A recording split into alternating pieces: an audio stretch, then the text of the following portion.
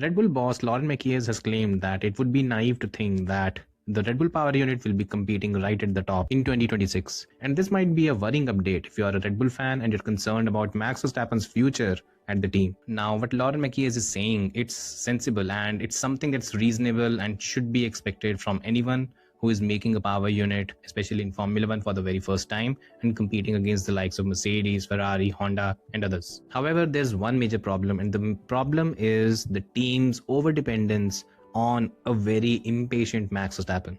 Now, Max Verstappen is quite clear when it comes to his approach to Formula One, and that approach is that he's not someone who believes in F1 projects. He's not going to spend multiple years with a team hoping that one day things start working out. And he's been very explicit when it comes to this. Hence, when Red Bull starts the 2026 F1 season and Max Verstappen realizes that a win or a championship in 2026 is not a possibility. In all likelihood, in 2027, it's also not going to be a possibility because that rapid rate of growth is something you should not be expecting from a team that's just begun building a power unit. So all in all, if these are the facts on the table, then it would not make sense for a driver like Max Verstappen, who always wants to position himself in the fastest car possible, to stick around at Red Bull. Now that's the Max Verstappen side of things. Now comes the Red Bull side of things, because for Red Bull, keeping hold of Max Verstappen is very important. First of all, it's important because in the last 6 to 7 years, other than Max Verstappen, there's no one who has been reliably able